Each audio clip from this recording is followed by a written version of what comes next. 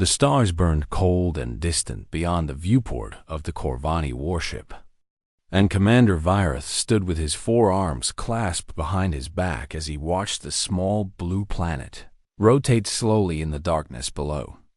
He had a problem, and her name was Elena Vasquez.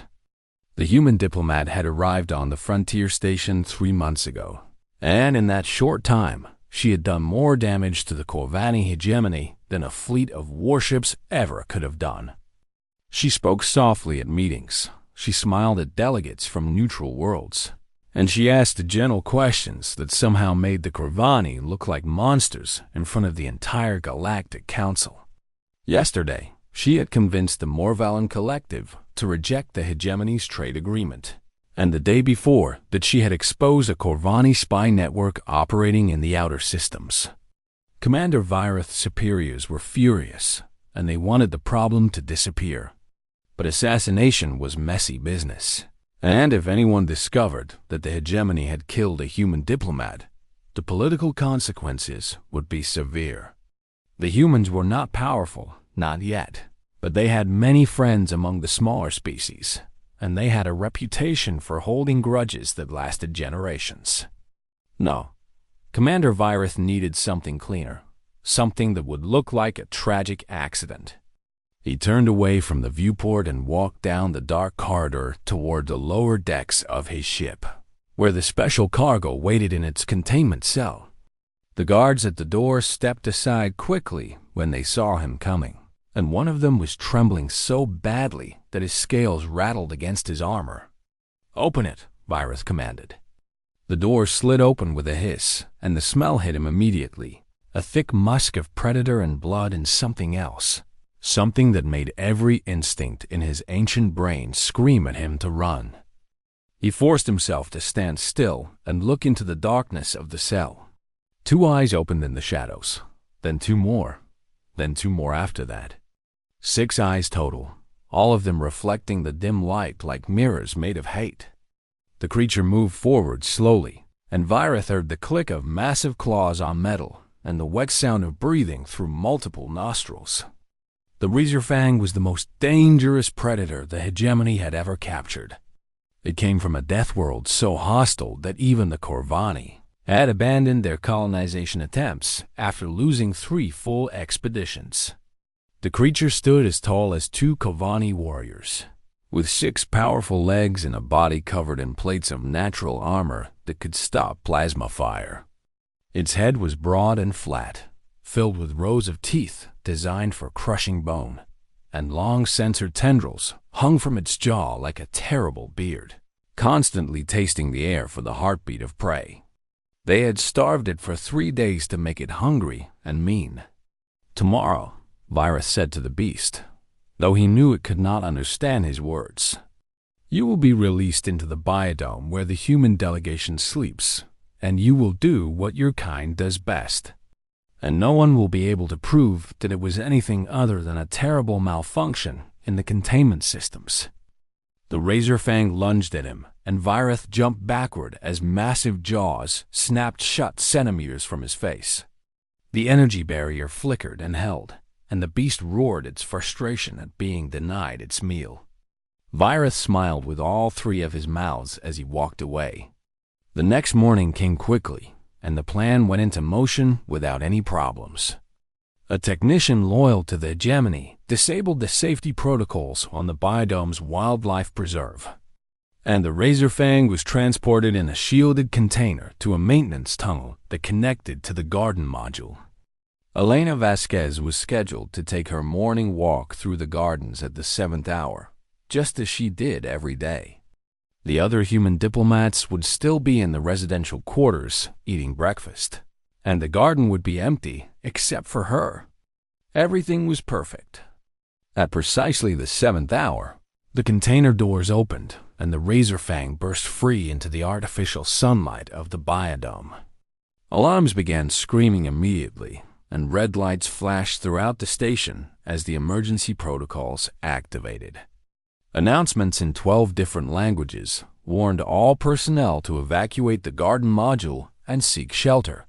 From the ship, Commander Vyrath watched through hidden cameras as the other diplomats ran for the exits, their faces masks of terror as they fled. He watched the Razorfang move through the artificial trees like a shadow made of death. Its sensor tendrils spread wide as it searched for prey. And he watched Elena Vasquez. She was sitting on a bench beneath a tree that had been designed to look like something from her homeworld. A tree with long, thin branches that hung down like green curtains. When the alarm started, she looked up from the small device she had been reading, and she watched the other diplomats run past her. And then she did something that made Vyrath lean forward in confusion. She did not run. She did not scream. She did not even stand up from her bench. Instead, she put her device in her pocket, folded her hands in her lap, and sat very still as the sounds of panic faded around her. What was she doing? Had she frozen in fear? Sometimes prey animals did that. Vyrath knew, their minds simply shutting down when faced with certain death. Perhaps humans were more fragile than he had thought. The Razorfang emerged from the trees on the far side of the clearing, and its 6 eyes locked onto the small figure sitting alone on the bench. It lowered its head and began to move forward, slowly at first, then faster, its claws tearing up the artificial grass as it built speed for the killing charge. Elena Vasquez watched it come. Her heart was beating fast. Vyrath could see from the medical sensors, but her face remained calm. She took a deep breath, and then she did something that no prey had ever done in the long and bloody history of the Razorfang species. She spoke to it. Her voice was low and gentle, and even through the cameras, Vyrath could hear the strange music of human speech as she talked to the monster that was running toward her to tear her apart. The words meant nothing to him, but there was something in her tone that made him feel strange, something warm and soft that had no place on a battlefield. The Razorfang slowed. Its charge became a trot, and then a walk, and then it stopped completely just 10 meters away from her. Its massive head tilted to one side as those 6 terrible eyes studied her with something that looked almost like confusion. What was happening? Why had it stopped? Why was she not dead? Commander Vyrath gripped the arms of his chair and stared at the screen. And for the first time in his long military career, he felt the cold touch of uncertainty crawling up his spine. The human woman continued to speak, and the monster continued to listen, and the universe held its breath. The Razorfang had killed many things in its life, and it had learned many lessons from that killing. It had learned that prey runs, and that running prey is easy to catch. It had learned that prey screams, and that screaming prey dies tired and afraid. It had learned that prey fights sometimes, with claws or teeth or weapons made of light, and that fighting prey is still prey in the end. But this small, soft creature sitting before it was doing none of those things, and the Razorfang did not know what to do. Elena Vasquez kept her voice low and steady as she spoke to the beast, using words that meant nothing to its ears, but everything to her own heart. She talked about her grandmother's ranch in Argentina, where she had grown up surrounded by horses and cattle and dogs that could knock a grown man down if they wanted to. She talked about the first time she had calmed a frightened horse, speaking to it for hours until it finally let her touch its nose. "You are scared," she said to the Razorfang, "and I understand that, because I am scared too. But fear does not have to mean violence, and it does not have to mean death." The beast snarled at her, a deep rumbling sound that she felt in her chest like thunder. Its sensor tendrils flared wide, tasting the air for the chemical signature of terror that always came before the kill. It found elevated heart rate and adrenaline, yes, but not the blind panic it was looking for. This prey was afraid, but not broken. It took another step toward her, and Elena forced herself to remain still. She had studied xenobiology at university, and she had read every report she could find about the dangerous creatures of the galaxy. The Razorfang was supposed to be mindless, a pure killing machine driven by instinct and hunger. But Elena did not believe that any living thing could be truly mindless, because she had looked into the eyes of angry bulls and frightened wolves, and even a great white shark once. And she had always seen something looking back at her. "They took you from your home, did they not?" she asked the creature. "They put you in cages and starved you, and taught you that every other living thing was your enemy. But you were not born this way, were you? Nothing is born wanting to kill everything it sees." The razor fang circled her slowly, and she turned on the bench to keep facing it. Its 6 legs moved with terrible grace, each step precise and silent despite its massive size. Up close, she could see the scars on its armored hide, marks from battles and captures, and the cruel experiments of its Corvani handlers. This creature had suffered, she realized, and suffering had made it into a weapon. "I am not going to hurt you," Elena said, and she meant it with every fiber of her being. "I am not going to run from you, and I am not going to fight you, and I am not going to be afraid of you, because I think you have had enough fear pointed at you for one lifetime." She slowly extended her hand, palm down, fingers relaxed. Every instinct screamed at her to pull back, to protect herself, but she had learned long ago that instincts were not always right. Sometimes the bravest thing you could do was stay still when everything in you wanted to run. The razorfang stopped circling and stared at her hand. Its nostrils flared as it drew in her scent, analyzing the complex mixture of hormones and pheromones and the subtle electrical field of her nervous system. What it found there confused it even more than her words. She was offering herself to it, not as prey, not as a threat, but as something else entirely, something the razorfang had never encountered in all its years of killing. On the Corvani warship, Commander Virith was shouting at his crew. "What is wrong with the beast? Why is it not attacking? Did we not starve it properly?" His xenobiologist pulled up data on his screen and shook his head. "Commander, the creature has not eaten in 72 standard hours, and its hunger levels are critical. It should be in a full hunting frenzy by now. I do not understand why it has not already killed her." "Then explain what I am seeing," Virith demanded. The xenobiologist studied the footage with wide eyes. "Sir, I believe the human is attempting to communicate with it. The tone of her vocalizations matches patterns we have observed in human interactions with domestic animals. She's trying to calm it down." "That is impossible. The razorfang cannot be calmed. We have tried sedatives and neural dampeners and sonic pacification, and nothing works on that creature." "Perhaps," the xenobiologist said slowly, "the humans have a different method." Back in the garden, Elena had lowered her hand but kept her posture open and non-threatening. The razorfang had settled onto its haunches about 6 meters away from her, still watching, still uncertain. It had not attacked, but it had not left either, and Elena knew that the next few hours would determine whether she lived or died. She began to hum. It was an old song, one her grandmother had taught her, a simple melody that had been used for generations to soothe nervous animals. The notes rose and fell like gentle waves, filling the silence of the empty garden with something soft and warm. The razorfang's sensor tendrils twitched at the sound. Music was not something it had ever encountered before, and the vibrations in the air were strange and new. But there was nothing threatening about them, nothing sharp or loud or dangerous. And slowly, very slowly, the tension began to drain from its massive body. An hour passed, and then another.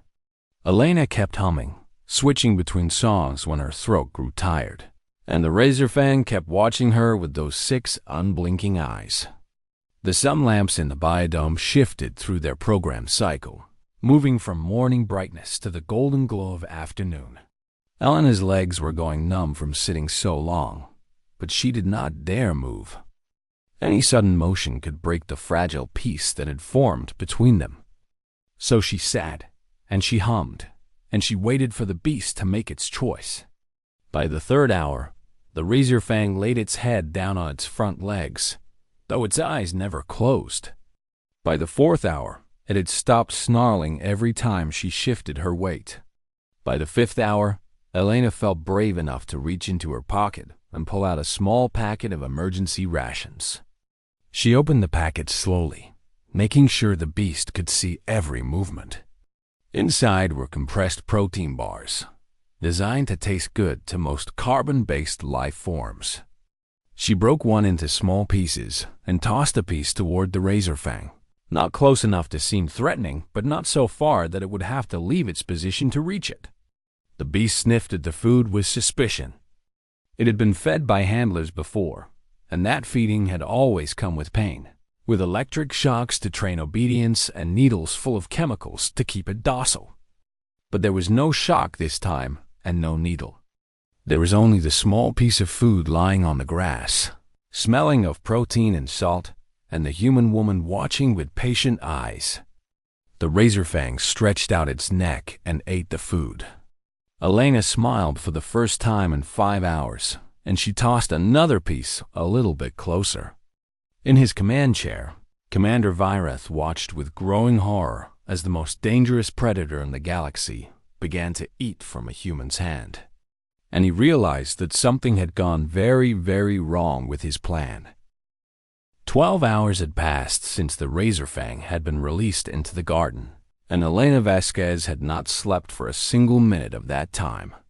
Her body ached from sitting on the hard bench, and her throat was raw from hours of humming and speaking, but she did not dare stop now. The beast had moved closer with each passing hour. First 6 meters, then 5, then 4. Now it lay only 2 meters away from her, close enough that she could see every detail of its scarred and armored hide. Its breathing had slowed from the harsh panting of a hunter to the deep rhythm of an animal at rest, and 3 of its 6 eyes had finally closed. But Elena knew better than to celebrate too soon. Trust was not built in a day, not with humans and not with alien predators, and one wrong move could still end with her blood on the artificial grass. "You have been hurt so many times," she said softly to the creature, her voice barely above a whisper. "I can see the scars on your body, but I wonder about the scars on your mind. Did you have a family once? Did you have a pack that hunted with you under alien skies? Or have you always been alone?" The razor fang opened one eye and looked at her, and Elena could have sworn she saw something like sadness in that ancient gaze. On the Corvani warship, Commander Vireth had stopped watching the footage hours ago. He sat in his quarters with a glass of strong drink, trying to understand what he had witnessed. His xenobiologist had been researching human behavior all night, and the reports he had sent were deeply disturbing. "Humans are pack bonders," the report read, "which means they form emotional attachments not only to members of their own species, but to virtually any creature they encounter. Historical records show that humans have domesticated wolves, large felines, birds of prey, and even aquatic predators. They do this not through force or technology, but through patience and what they call trust building, which involves repeated positive interactions over time." Vireth threw the datapad across the room in frustration. How could such a weak species have such a terrifying ability? The Corvani had tried for decades to control the razor fang using neural implants and chemical conditioning, and they had never achieved anything more than a barely contained fury. But this human woman had been sitting with the beast for 12 hours, and it was already eating from her hand.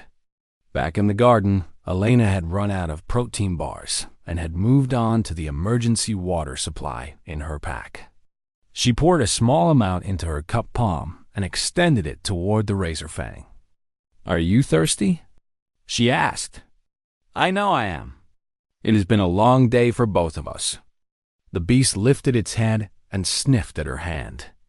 Water was something it understood, something pure and necessary that carried no threat. It stretched its neck forward, and Elena felt the brush of its sensor tendrils against her fingers as it drank from her palm. The touch sent a shiver down her spine, but she did not pull away. This was the moment she had been working toward, the first physical contact that would begin to build a bridge between them. She kept her hand steady as the creature drank, and when the water was gone, she slowly moved her fingers to brush against the rough plates of its jaw. The razor fang froze at the contact. Every muscle in its body tensed, and Elena prepared herself for the attack that might come. But the seconds ticked by, and the attack did not happen. Instead, the beast let out a long breath through its nostrils, and its muscles slowly relaxed. Elena stroked its jaw again, feeling the texture of its armor beneath her fingers. It was warm to the touch, almost hot, and she could feel the pulse of its alien heart beating beneath the surface. This creature was alive, truly alive, with thoughts and feelings and fears, just like any other living thing. "There you go," she murmured. "That is not so bad, is it? When was the last time someone touched you without causing pain? When was the last time you felt safe?" The razor fang made a sound that Elena had never heard before, a low rumbling that vibrated through its entire body. It was not a growl and not a snarl. It was something softer, something that almost sounded like the purr of a great cat. Tears formed in Elena's eyes, and she did not try to stop them from falling. She had taken a chance on compassion, and compassion had answered her back. The other diplomats had been watching through the security feeds in the safe room, and when they saw the razor fang begin to purr, several of them began to cry as well. Ambassador Chun, the senior member of the human delegation, put his hand over his heart and whispered a prayer of thanks. "She actually did it," said Dr. Okonkwo, the delegation's xenobiologist. "I would not have believed it if I had not seen it with my own eyes. She tamed a razor fang." "No," Ambassador Chun said quietly. "She did not tame it. She befriended it. There is a difference." In the garden, Elena had shifted from the bench to sit on the grass beside the razor fang. The creature had allowed this change without protest, and now it had curled its massive body around her like a protective wall.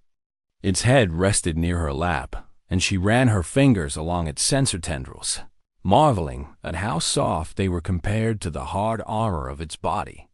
"I am going to call you Sombra," she told it. "That means shadow in my grandmother's language. You have been living in darkness for so long, but I think you deserve to see the light." Sombra made the purring sound again, and Elena laughed for the first time in what felt like forever. It was a sound of pure joy, the kind of joy that comes from making a connection with another living being against all odds. She was exhausted and hungry, and her entire body hurt, but none of that mattered. She had reached out to a creature that the entire galaxy considered a mindless monster, and she had found a friend inside that monster's heart. The sun lamps dimmed to simulate evening, and the garden filled with artificial twilight. Elena leaned back against Sombra's warm body and let her eyes close for just a moment. She knew she should stay alert, but the creature's slow breathing and the gentle vibration of its purr were like a lullaby. "Rest now," she told Sombra, and she told herself as well. "Tomorrow we will have to face the galaxy together, and I have a feeling it is going to be very surprised by what we have become." The razor fang wrapped its tail around her feet, and the diplomat and the monster slept peacefully side by side as the stars wheeled overhead. The news spread across the galaxy like fire through dry grass. Every species with access to the galactic network watched the footage of a small, human woman walking out of the biodome with a razor fang at her side, and every species struggled to understand what they were seeing. Elena Vasquez emerged into the main concourse of the station at exactly the 14th hour, and she was not alone. Sombra walked beside her, matching his pace to her shorter stride, his massive head level with her shoulder. His censored tendrils brushed against her arm with every step, maintaining contact, maintaining connection. The other diplomats had gathered at the exit to meet her, and they parted like water when they saw what followed her through the door. Ambassador Chun stepped forward first, his face a mixture of awe and disbelief. "Elena," he said carefully, "are you hurt? Do you need medical attention?" "I am fine, Ambassador," Elena replied with a tired smile. "Sombra and I have come to an understanding. He will not harm anyone here as long as no one threatens him or me." "Sombra? Doctor?" Okonkwo repeated. "You named it?" "I named him," Elena corrected gently. "He is not Anit. He is a living being who has been treated very badly, and he deserves to be recognized as such." The Corvani delegation stood at the far end of the concourse, and Commander Virath had been forced to attend in person after his superiors demanded answers. His scales had gone pale with shock, and his four hands trembled at his sides as he watched the human approach. Elena walked directly toward him, and the crowd of aliens moved aside to clear her path. Sombra's eyes were fixed on Virath, and a low growl rumbled in his chest as they drew closer. He could smell the scent of his former captors on this creature, and he remembered every painful thing they had done to him. "Easy, Sombra," Elena murmured, placing her hand on his neck. "I need him alive to answer questions." The Razorfang fell silent, though his eyes never left the Corvani commander. Elena stopped 3 meters from Virath and looked up at him with calm brown eyes. She was so much smaller than him, so fragile compared to his armored body, but in that moment she seemed like the larger presence. "You sent this creature to kill me," she said, her voice carrying clearly across the silent concourse. "You disabled the safety systems and released a starving predator into a civilian habitat, hoping it would tear me apart, and you could call it an accident." Virath tried to speak, but his mouth had gone dry. "I do not know what you are talking about," he finally managed. This was clearly a malfunction in the containment protocols. "Do not insult my intelligence," Elena said sharply. "We have recovered the footage from your hidden cameras, the ones you planted so you could watch me die. We know exactly what you did and why you did it." The other delegations had begun recording with their personal devices, and Elena knew that her words were being broadcast to billions of viewers across the galaxy. This was the moment she had been preparing for, the moment when the Corvani hegemony would be exposed. "The hegemony tried to murder a diplomatic representative," she continued. "They violated every treaty and every law that governs civilized interaction between species. And they failed, not because of technology or weapons or military might, but because they underestimated what humans can do." She turned to address the crowd directly. "They thought I would run, and I did not run. They thought I would fight, and I did not fight. Instead, I sat down with the monster they sent to kill me, and I showed him kindness. I showed him patience. I showed him that there was another way to exist in this universe besides fear and violence." Sombra pressed his head against her side, and Elena scratched behind his sensor tendrils. The image was captured by 100 cameras and would become one of the most famous photographs in galactic history. The small human woman standing defiant before her would-be killer, with the galaxy's most dangerous predator leaning against her like a loyal pet. Ambassador Kethri of the Morvalan Collective stepped forward from the crowd. He was old for his species, with silver scales and wise eyes, and his voice carried the weight of centuries when he spoke. "I have studied humans for most of my life," he said, "and I thought I understood them. I knew they came from a dangerous world, and I knew they had strange customs regarding other creatures. But I never truly understood until today." He turned to face the other delegations. "The humans do not conquer predators with weapons or chains. They conquer them with something far more powerful. They conquer them with love. They look at creatures that want to kill them, and they see potential friends. They find the lonely and the abandoned and the violent, and they make those creatures part of their pack." He looked back at Elena and bowed his head in respect. "Doctor Vasquez, you have shown us something remarkable today. You have shown us that the most dangerous thing about humans is not their death-world strength or their stubborn determination. It is their hearts. Your hearts are so big that they can hold even monsters inside them." The crowd began to murmur, and Elena saw delegates from a dozen different species looking at her with new eyes. The Trellian ambassador, who had always dismissed humans as primitive, was staring at Sombra with barely hidden fear. The Vexthari traders, who prided themselves on reading other species, looked completely lost. Good, Elena thought. Let them be confused. Let them reconsider everything they thought they knew about humanity. Commander Vireth tried to slip away during the commotion, but he found his path blocked by station security. They had weapons drawn, and their leader was reading from a datapad.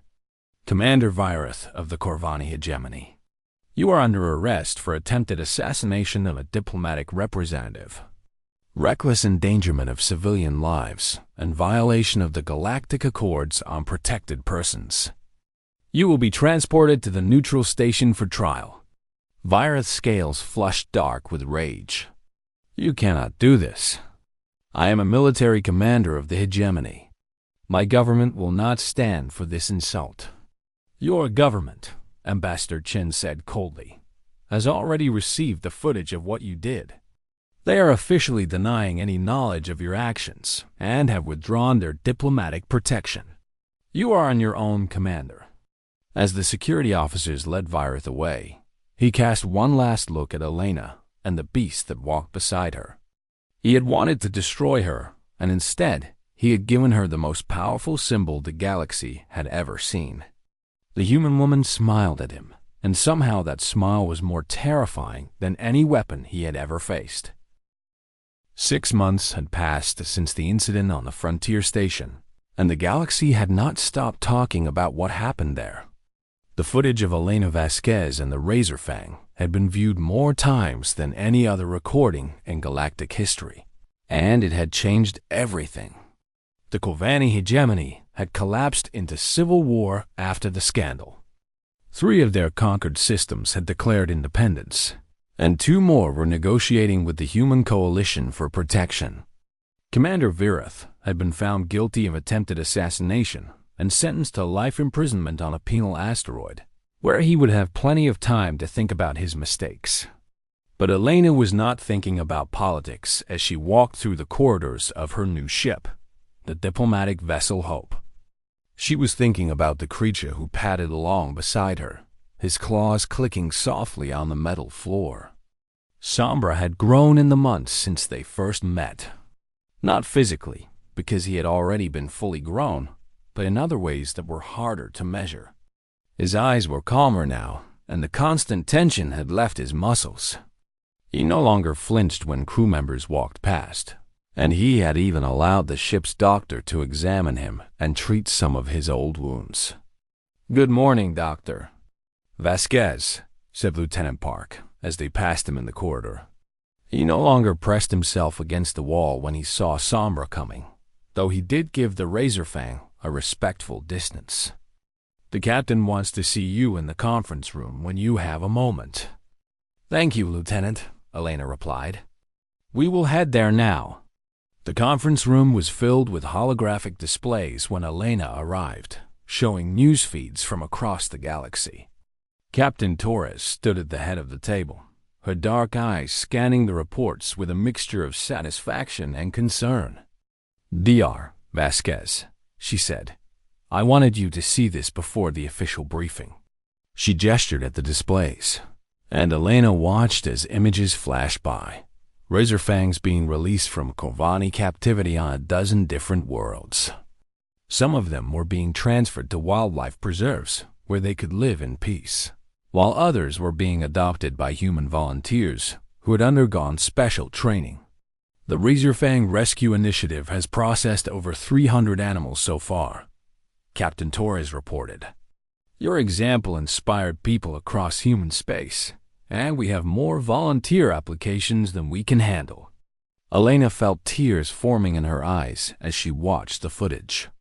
One clip showed a young human man sitting patiently with a wounded Razorfang, speaking to it in the same soft tones Elena had used. Another showed a female razorfang being reunited with two young cubs that had been taken from her years ago. "I never expected this," Elena whispered. "I just wanted to save one life, and look what happened." Sombra pressed his head against her side, and she stroked his sensor tendrils absently. He had been watching the footage too, and she wondered what he thought when he saw others of his kind being treated with kindness. Captain Torres smiled. "That is not all. The Galactic Council has officially requested that you address the full assembly next week. They want to hear about human-animal bonding practices and how they might be applied to other dangerous species." "Me?" Elena asked in surprise. "But I am not a scientist. I just grew up on a ranch."